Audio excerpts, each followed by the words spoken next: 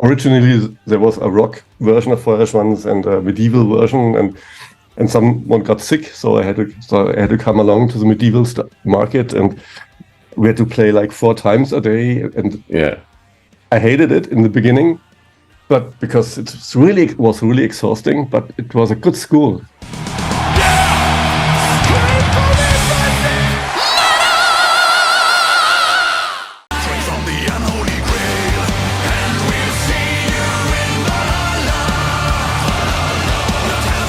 Hans, it's good to talk to you again. You are in the middle of touring, and then they make you do interviews as well. So it's crazy busy on your end. I know that you're home right now for just a brief moment. How are you doing? How's the tour going? Well, hello again. Nice to see you again. The tour is going fantastic so far. Almost all venues are sold out, and they are bigger venues than last tour. So everything gets bigger and more crowded and hotter on stage because we bring more fire on stage. And big steel drums which are burning, and both our dancers are hitting the drums, and it's really epic. So it's nice. Awesome. Now, talking about bigger shows, I remember from last time we spoke, that was a little bit before you were going to play the Leyendas del Rock festival again, but this time you were going to play after Megadeth, and you told me that was a big bucket list item for you as a guitar player, to share the stage with them and even play after them. So how was that? That was awesome. I mean, obviously we haven't been the headliner, we have been the band after the headliner, but just to give proper credit. But that was, speaking of heat, it was by far the hottest show we ever played. Because in the afternoon I was playing with my other band, Dark Side of the Moon. Yeah. And I think it was like 45 degrees Celsius. It was so crazy. I mean, it was the hottest day in Spain, in the hottest area in Spain. Before the show, I didn't know how I'm going to survive this, the hat and the coat and everything. But for some reason, it did work. And we played with Feuerschwanz, we played around midnight. Yeah. And it cooled down. It was like 30 degrees. And we thought, oh, it's getting chilly out here. It's absolutely crazy.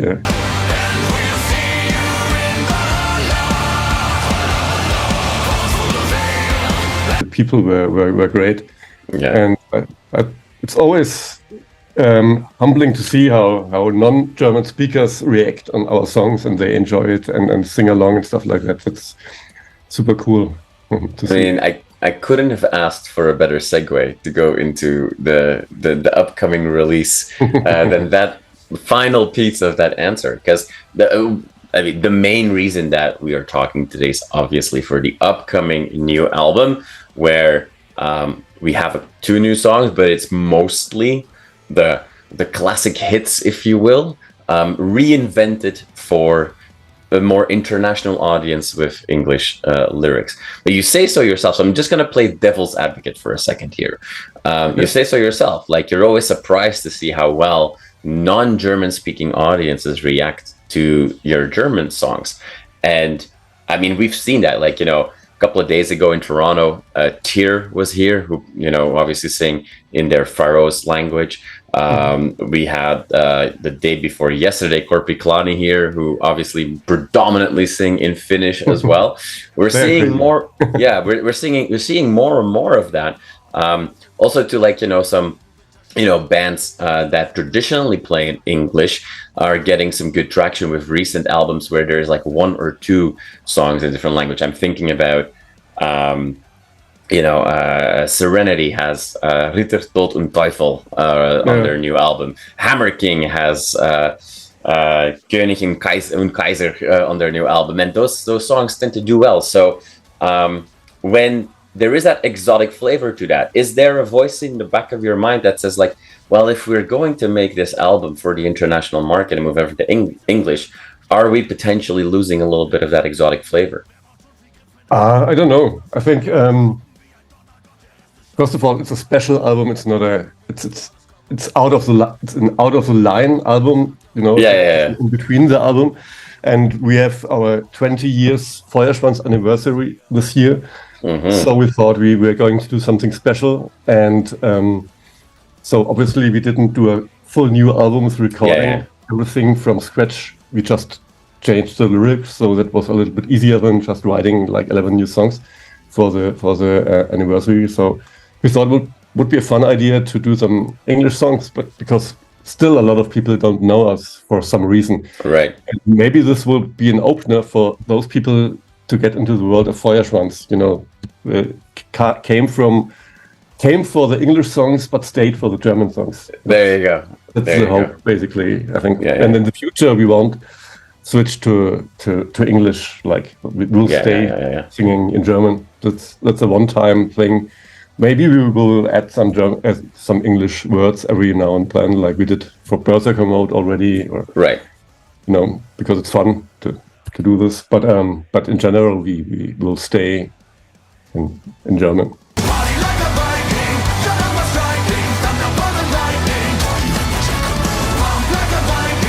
In that process of we changed the language, but language matters, and I mean especially for a band like Feuerschwanz that likes to do a lot of puns and jokes within jokes and so on and so on. And sometimes a more advanced understanding of German is needed to fully appreciate all of the subtleties in the songs, if you will. But languages also have different cadences. And although German and English are pretty close together as to languages, English at the end of the day is half French and half German mashed together.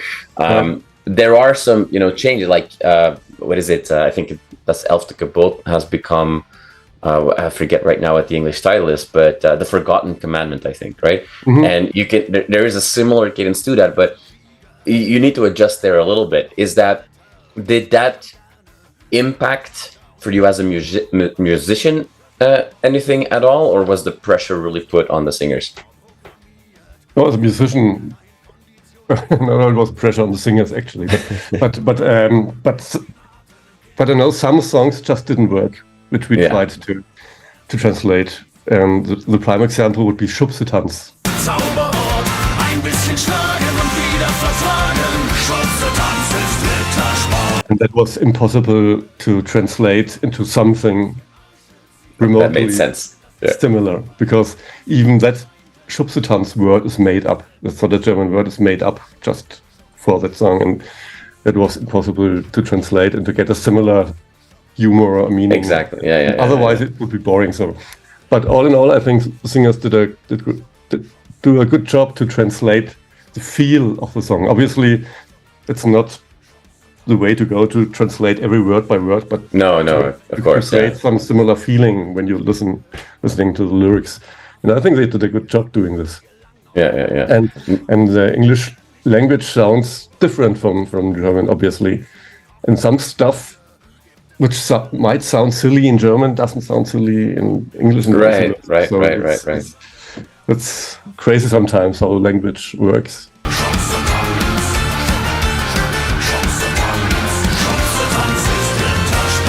Your tour right now is predominantly Germany, but there are some non-German dates as well.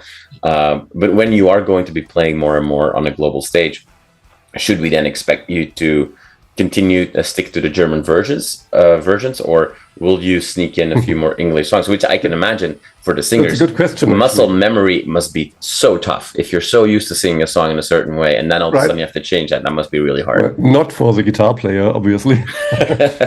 So you don't care. Okay, good. That's a good question, actually. I don't know yet. If we might throw in some English versions, I guess, but mainly we will stay in German. And I guess we'll see. We're playing in Belgium this year, for example. We play some festivals in Belgium this year, and we will be in Paris this year, and in Italy and Netherlands.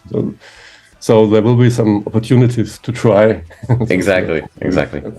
Well, the good thing about today's media is also that you can very easily track how every individual song does or performs, right? So if it all of a sudden shows when this album comes out that let's say the Forgotten Commandment all of a sudden blows up, then it might make sense to do so. Now you mentioned earlier already, this also co-aligns with the 20th anniversary of the band, which is insane. It's been 14, 15 years since you joined as well, if I'm not mistaken.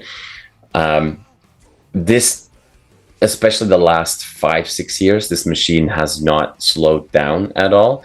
Do you have time on days like, well, now you have to do interviews, so again, no chance maybe, but do you have time to sometimes take that step back and reflect on that journey and start to appreciate, terms like legacy, because when you're 20 years as a band. I know, it's super crazy, because when we started out, nobody would have expected it, I think, because we started playing on those medieval markets.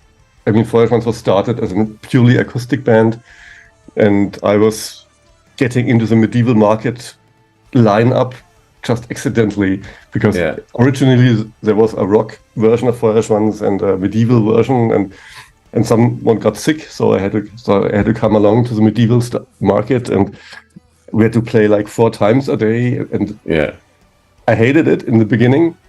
But because it was really exhausting, but it was a good school, just because nowadays people complain that that there are not any clubs anymore and stuff like that, but to gain experience on stage as a musician, it was a perfect teaching, a perfect school to be on stage. And the journey since then has been incredible. I mean, especially I think since the lockdowns, I think it changed a bit during the lockdowns when we started doing the online shows, and we just kept going, and it felt like it got faster and faster afterwards.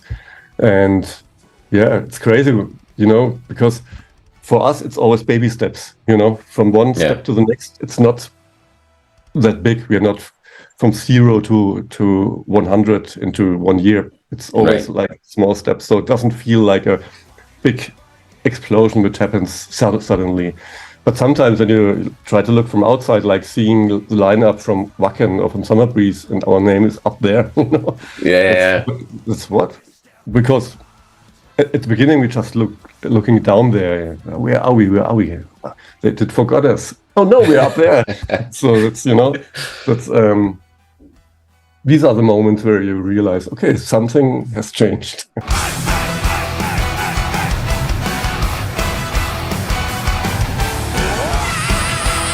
Given how important music is to you and the bands that you've played with and these massive festivals, that makes me assume that you are somewhat also like a bit of a nostalgic person, and those milestones that are coming up, like 20 years of a band, forget about, oh wow, it's been a long time, but are those milestones important to you?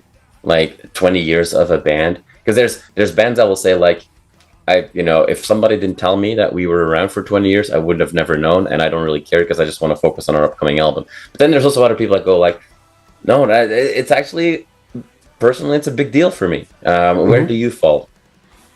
Well, it is a big deal because it's a big part of your life, Yeah. It's like a second family. You spend a lot of time with those people when you're in tour and in the rehearsal studio and the recording studio.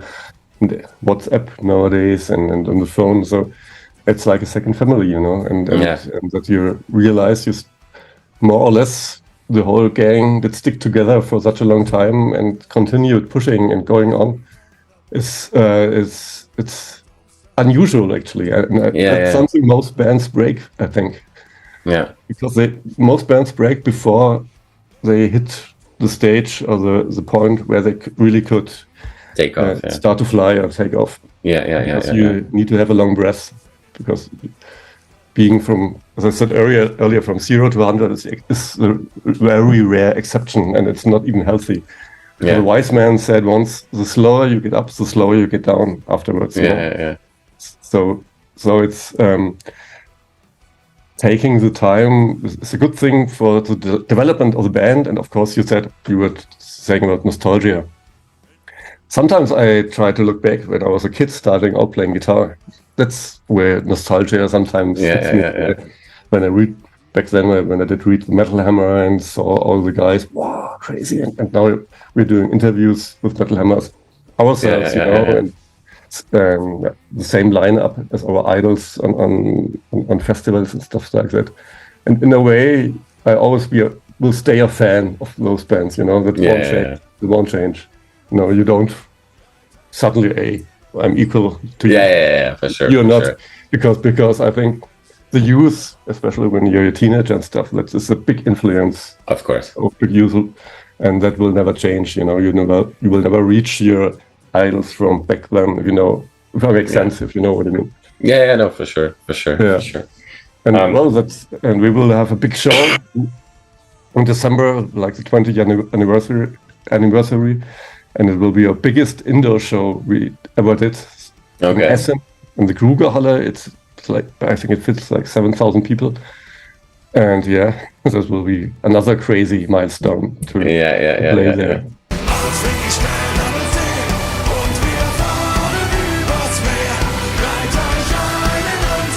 We spoke about this briefly last time, but like, you're now one of those few bands that have gained tremendous popularity in your home country of Germany, but are now starting to get that traction outside, where a lot of German bands stay within Germany, whether because they can't get out or they don't want to get out because it's a self-sustainable market as well, obviously. And because I think last time we spoke about bands like Bozo Uncles and Subway to Sally, like, they never really made a dent in North America, right? But you guys are on a different path.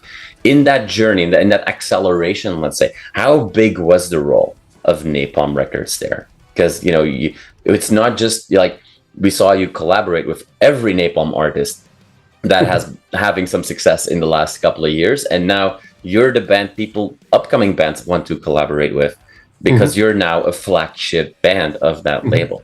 How big was their role? Well, it wouldn't have happened without Napalm Records, I guess. I guess, they have a promo team in the US, obviously, and they have an international YouTube channel, so obviously North American people are watching, and what's that crazy German groove with armor and knights and strange people with hats, and so I think they are playing a big role. But then the internet itself is accelerating it, I guess, right? With all the reactions which are happening. I know a lot of people which are Patreons of reaction channels, so I followed a bit like how the word of mouth did spread, because they are recommending our video, and then people like Tank, what's that, and so it was quite interesting to see how it evolved.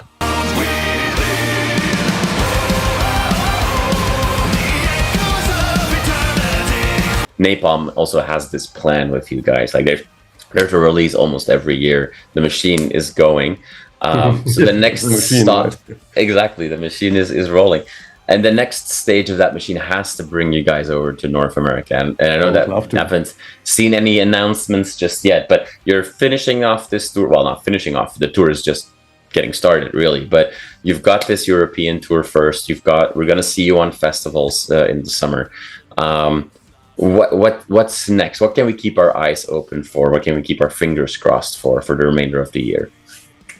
The remainder of the year, I mean, we have lots of festivals, which you already mentioned, from Wacken to Summer Breeze to festivals in Austria, Switzerland, first time in Portugal, metal festival to Belgium, to Netherlands, and we'll be in a ship again in autumn. Okay. And next year there will be the machine rolling, and there will be a new album with all original songs. Yeah. And we already did write a lot of the stuff, and it will be pretty exciting. We're already playing with collaborations and trying to reach people, and we'll have some nice surprises for you, I guess. That will be awesome. Pretty cool. And hopefully we will come to North America one day. Also have a lot of relatives there, actually, so it would be fun to. Well, it's clear to see how in the last few years, let's call it European power metal, has very much grown in popularity here, and a lot of people are trying to bring bands over. It's really hard, as we all know, with visas and touring costs and all that kind of good stuff, because it's not easy to tour North America. No. It's long distances, right. But yeah, we'll keep our fingers crossed for that, Hans. And it seems like we're now on a schedule where every other year there's a full album, and a year in between we can expect something fun. And if you're already excited about the new material that tells us one thing and one thing only, it's gonna be heavy and it's gonna be metal, because you brought that to the band. Thank you so much for your time today. I really appreciate it. I hope you get some rest when you're not playing today, because I know that it's gonna be a busy, hectic schedule for you. Thank you so much for your time. I always appreciate talking to you, and I hope to see you on a stage this year.